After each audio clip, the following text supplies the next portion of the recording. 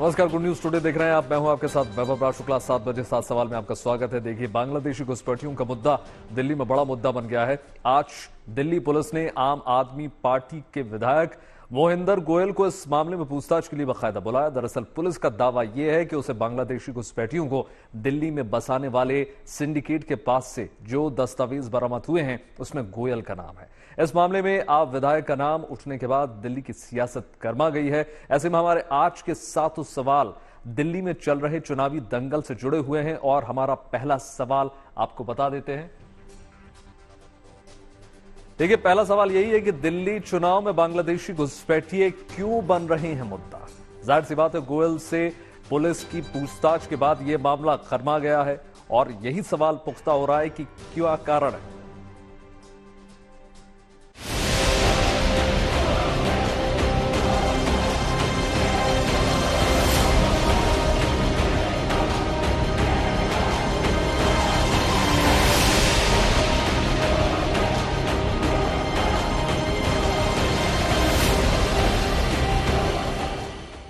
दिल्ली चुनाव में बांग्लादेशी घुसपैठियों पर घमासान। घुसपैठियों के मुद्दे पर आपके विधायक पर उठे सवाल।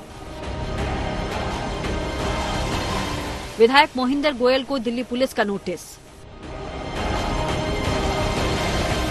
आपने लगाया घुसपैठियों के मुद्दे पर साजिश रचने का आरोप।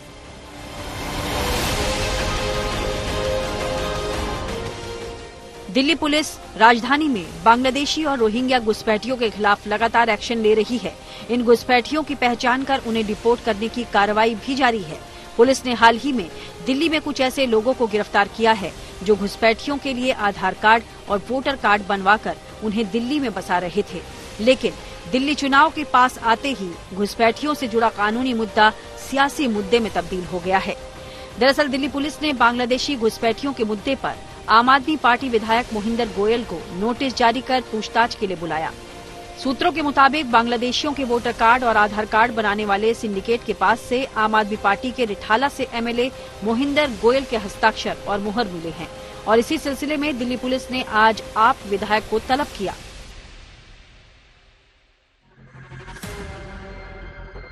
लेकिन मोहिंदर गोयल को पुलिस का नोटिस मिलने के बाद आम आदमी पार्टी भड़क गई है। पार्टी ने आरोप लगाया है कि मोहिंदर गोयल को साजिश के तहत फंसाने की कोशिश की जा रही है।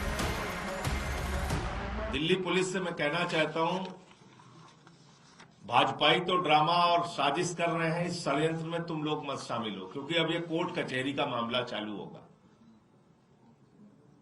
महेंद्र गोयल जी उन दोनों नेताओं के खिलाफ जिन्होंने इनको गंभीर आरोपी कह के बदनाम करने की कोशिश की है, उन दोनों नेताओं के खिलाफ, भारतीय जनता पार्टी के उन दोनों वरिष्ठ नेताओं के खिलाफ डिफेमेशन का केस करने का काम करेंगे।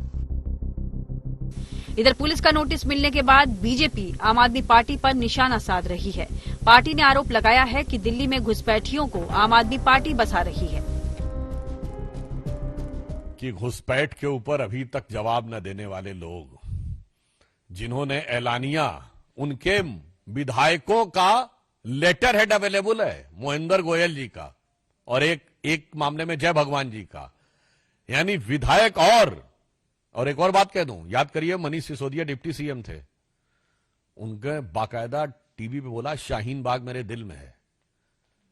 तो घुसपैठियों को वोटर बनाने की जो षड्यंत्र है, उसके ऊपर जो जो पर्दाफाश होता चला जा रहा है, त्यों त्यों उनकी छटपटाहट इस ढंग के आरोपों और प्रत्यारोपों में उभर कर सामने आई।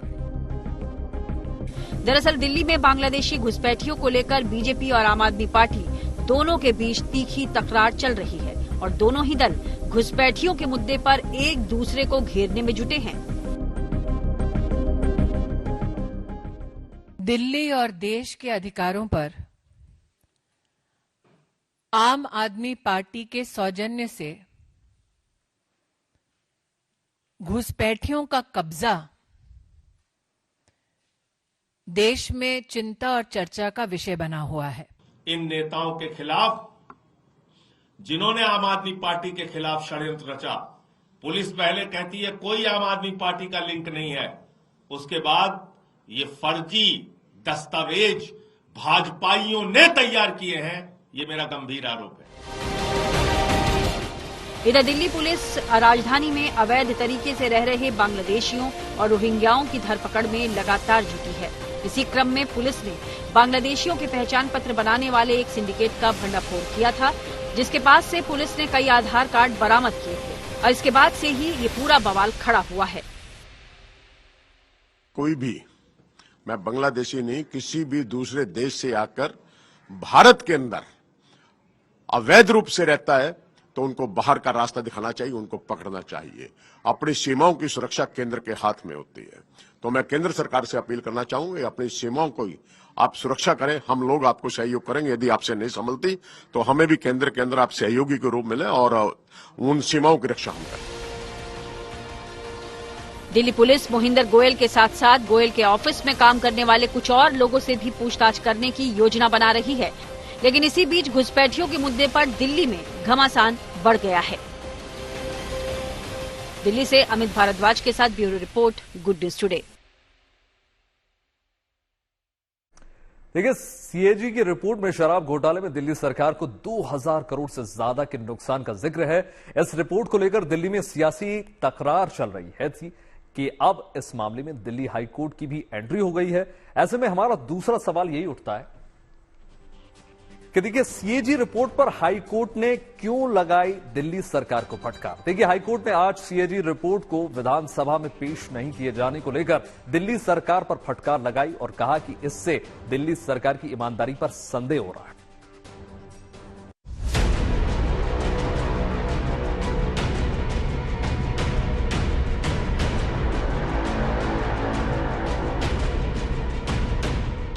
दिल्ली चुनाव से पहले राजधानी में शराब घोटाले पर कैग की रिपोर्ट पर शुरू हुआ सियासी संग्राम अदालत की चौखट तक पहुंच गया है।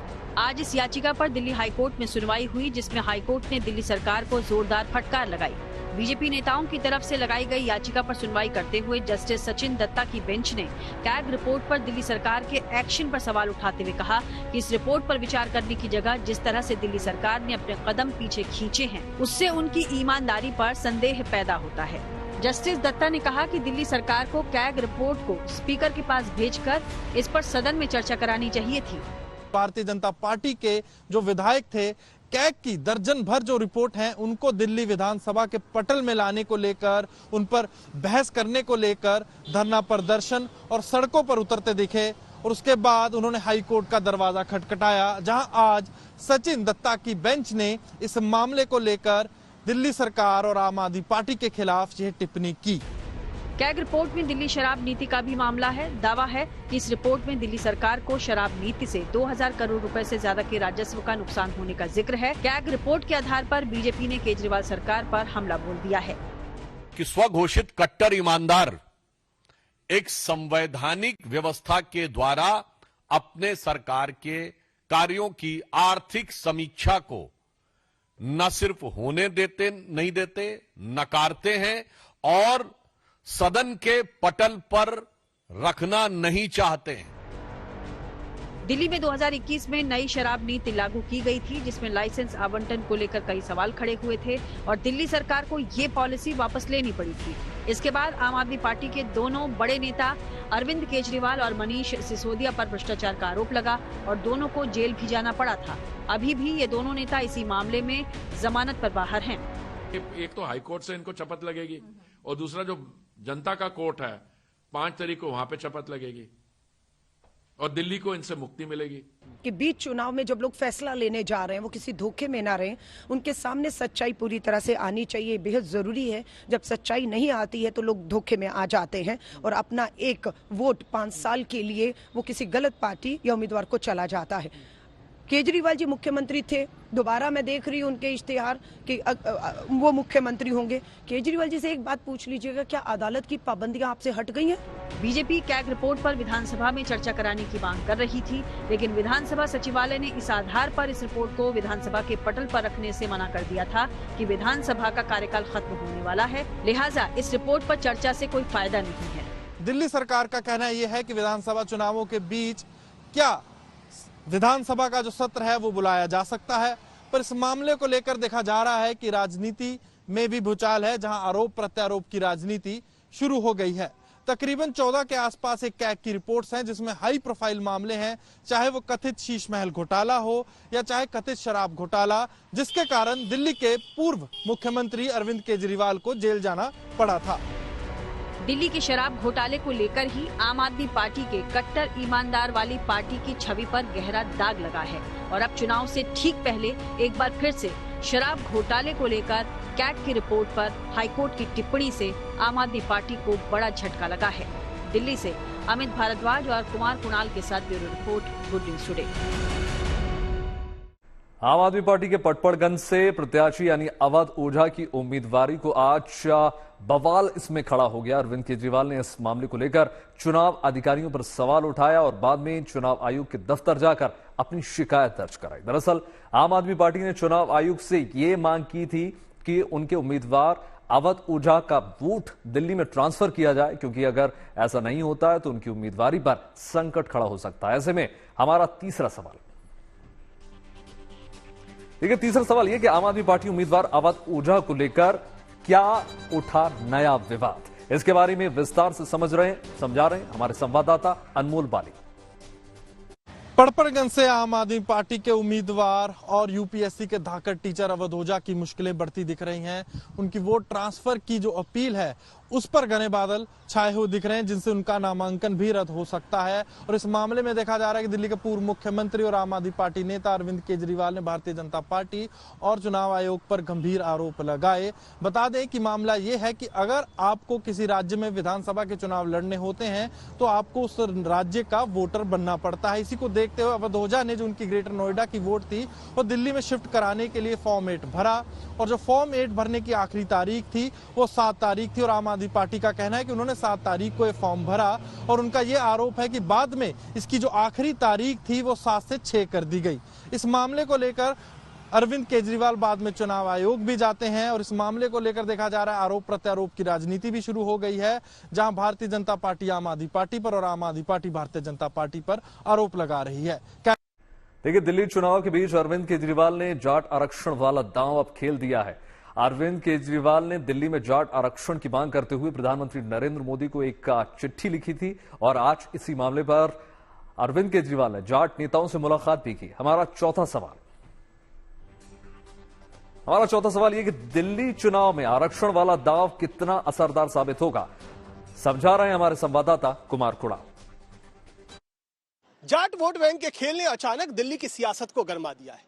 दरअसल जाट समुदाय का हिस्सा वोट बैंक के लिहाज से महज 5% से कुछ अधिक है, लेकिन राजनीति खूब हो रही है। राजनीति की वजह यह कि अचानक अरविंद केजरीवाल ने केंद्र सरकार से ये मांग कर डाली कि केंद्र वाली ओबीसी लिस्ट में जाट समुदाय को डाल दिया जाए, क्योंकि अरविंद केजरीवाल जानते थे कि उनके खिलाफ विरोधी उम्मीदवार नई दिल्ली से प्रवेश साहिब सिंह वर्मा है, जो आने वाले दिनों में जाट कार्ड तो खेलेंगे ही। इसीलिए उन्हें चारों खाने चित्त करने के लिए केजरीवाल ने पहले ही चाल चल दी।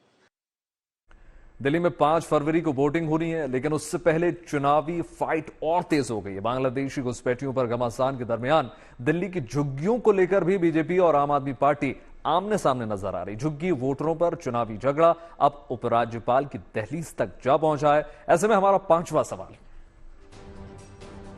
देखिए पांचवा सवाल यह कि दिल्ली की झुग्गियों पर क्यों हो रहा है झगड़ा। दरअसल दिल्ली की सत्ता का रास्ता दिल्ली की झुग्गी बस्तियों की ओर से जाता है, लिहाजा झुग्गी के वोटों को सहेजने की कवायद में बीजेपी से लेकर आम आदमी पार्टी तक सभी जोर लगा रहे हैं।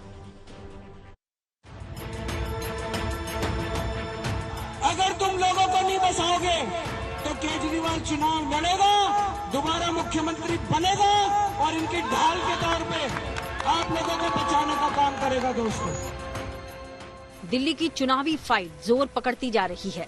राजधानी में अब झुग्गी झोपड़ियों के बहाने नया चुनावी झगड़ा छिड़ा है। कल दिल्ली की शकूर बस्ती में पहुंचे केजरीवाल ने आज एक और प्रेस कॉन्फ्रेंस की और अपने आरोपों को धार देने की कोशिश की। उन्होंने बीजेपी और दिल्ली के एलजी पर आरोप लगाया कि उन्होंने झुग्गियों की जमीन का लैंड यूज बदल दिया है। दावे को मजबूत करने के लिए उन्होंने कुछ कागजात भी दिखाए हैं।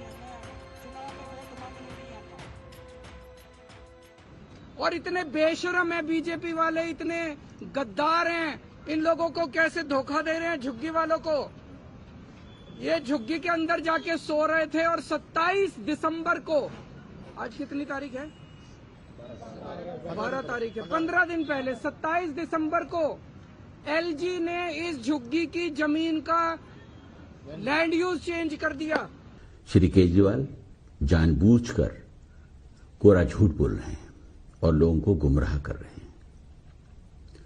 27 दिसंबर की मीटिंग में जिस रेलवे की जमीन का ट्रांसपोर्टेशन से रेजिडेंशियल में लैंड यूज चेंज करने का चर्चा हुई थी, वह रेलवे की दूसरी खाली जमीन है जिस पर कोई भी झुकी नहीं है। केजरीवाल का ये बयान दिल्ली के उपराज्यपाल के उन दावों के बाद आया जिसमें उन्होंने केजरीवाल पर सरासर झूठ फैलाने का आरोप लगाया था। अब एक दिन पहले की तस्वीर देखिए, जब दिल्ली के पूर्व मुख्यमंत्री और आम आदमी पार्टी के संयोजक अरविंद केजरीवाल शकूर बस्ती पहुंचे थे और उन्होंने झुग्गियों के लैंड यूज बदलने के साथ ही बीजेपी पर निशाना साधा। 5 साल तो छोड़ो, 1 साल के अंदर दिल्ली की सारी झुग्गियां ना तोड़ दें तो अगर बीजेपी को वोट दे दिया दिल्ली के झुग्गी वालों ने, देख लेना तुम अपनी आत्महत्या के ऊपर साइन कर रहे हो। मार डालेंगे ये तुम लोगों को, ये सारी जमीनें छीन लेंगे। दरअसल दिल्ली में झुग्गी झोपड़ियों में रहने वाले वोटर्स की अच्छी खासी संख्या है, जिसे आमतौर से केजरीवाल का वोट बैंक माना गया है। इसे कुछ इस तरह समझें कि पिछले 2 चुनाव में जिस पार्टी का साथ झुग्गी वालों ने दिया है, दिल्ली की सत्ता के सिंहासन पर उसी का कब्जा हुआ है। 2020 में करीब 61% गरीबों ने आपको वोट दिया, जिससे उसे 62 सीटें जीतने में मदद मिली। वहीं 2015 में 66% गरीबों ने अरविंद केजरीवाल की पार्टी को वोट दिया, जिसने 70 में से रिकॉर्ड 67 सीटें जीती। ये संग्राम 3 जनवरी को शुरू हुआ था, जब प्रधानमंत्री मोदी ने झुग्गी बस्तियों में रहने वाले 1675 परिवारों को फ्लैट की चाबियां सौंपी थी। 11 जनवरी को इस मामले ने और तूल पकड़ा, जब गृह मंत्री अमित शाह ने अलग अलग झुग्गी प्रधानों से मुलाकात की और दिल्ली को आपदा से मुक्त करने का दावा किया। 5 फरवरी को झुग्गियों ने मुक्ति प्राप्त करनी है गंदगी से, गंदे पानी से।